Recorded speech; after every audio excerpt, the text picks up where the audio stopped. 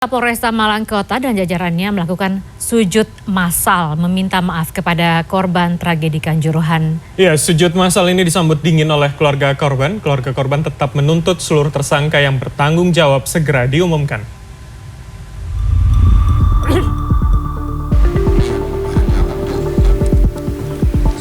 Sujud massal ini dilakukan personel Polresta Malang Kota saat apel rutin di Mapolresta Malang Kota Senin pagi. Dipimpin Kapolresta Malang Kota, sujud dilakukan sebagai bentuk permintaan maaf kepada korban tragedi Kanjuruhan dan keluarganya beserta Aremania.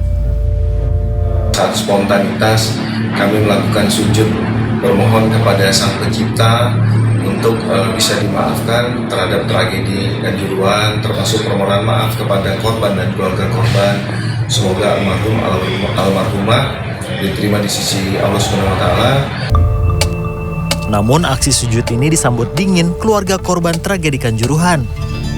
Keluarga tetap menuntut tragedi yang menelan 130 korban tewas ini diusut tuntas.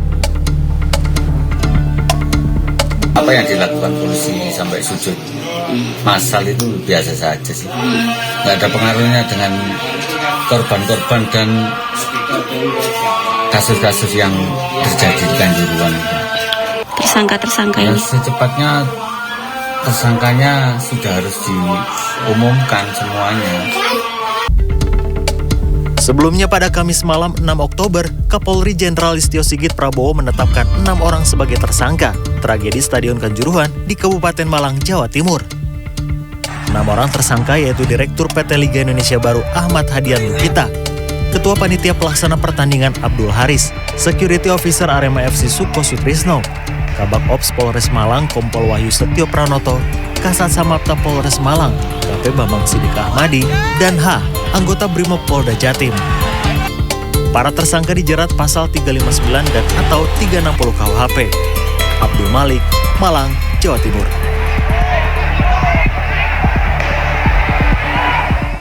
Polri menangkis tudingan banyaknya korban tragedi Stadion Kanjuruhan akibat gas air mata yang kadaluarsa. Polisi menyebut aktivitas gas air mata yang kadaluarsa justru menurun.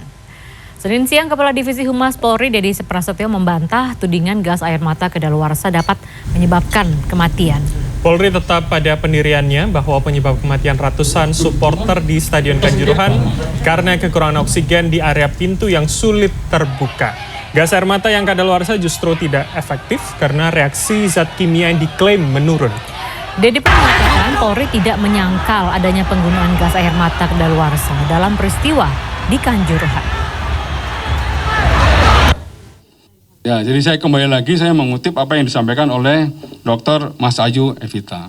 Di dalam gas air mata memang ada kadaluarsanya, ada expirednya ya. Kan harus mampu membedakan. Ini kimia. Beda dengan makanan. Kalau makanan, ya ketika dia kadaluarsa, maka di situ harus ada jamur, ada bakteri yang bisa mengganggu kesehatan. Kebalikannya dengan zat kimia atau gas air mata ini, ketika dia expired, justru kadar kimianya itu berkurang. Ya, sama dengan efektivitasnya gas air mata ini, ketika ditembakkan, dia tidak bisa lebih efektif lagi. Tragedi Kanjuruhan menyisakan duka bagi bangsa Indonesia. Sebanyak 131 korban meninggal, diantaranya terdiri atas 35 anak dan 22 perempuan. Dan hal ini memantik perhatian Lembaga Perlindungan Anak dan Perempuan. Tragedi Kanjuruhan Malang menyisakan kenangan kelam bagi sejarah sepak bola Indonesia. 131 orang kehilangan nyawa.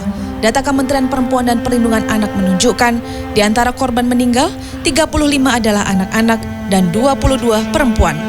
Belum lagi, lebih dari 300 korban menjalani perawatan di rumah sakit. Untuk melakukan pendampingan psikososial, Kementerian Pemberdayaan Perempuan dan Perlindungan Anak memerintahkan Dinas P3A di Malang Raya siaga.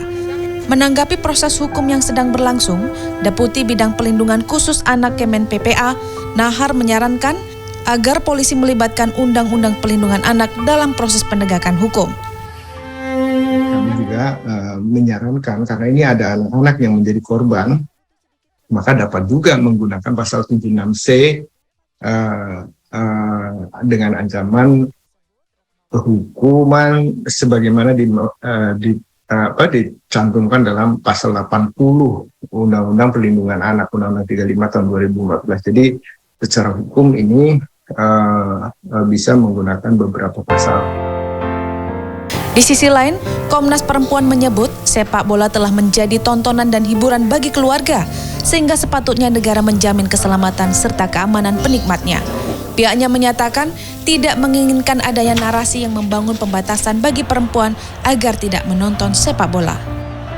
Tentu Komnas Perempuan merekomendasikan mengedepankan pendekatan persuasif, tidak serta-merta misalnya belum dilakukan upaya maksimal untuk memastikan, untuk meredakan kericuhan, kemudian ditembakkan gas air mata. Adapun untuk melindungi masa depan anak, Save the Children Indonesia meminta pemerintah bertanggung jawab menetapkan kebijakan yang mengatur upaya perlindungan bagi anak dalam kerumunan. Tapi tolong juga perhitungan tentang mungkin kehadiran anak-anak akan seperti apa. Sekali lagi, kalau misalnya risikonya terlalu besar, nggak usah lagi. Karena apa? Memang kita mengerti tentang soal minat, soal perkembangan anak, tetapi ada yang lebih tinggi lagi dari value tentang anak, yaitu soal keselamatan.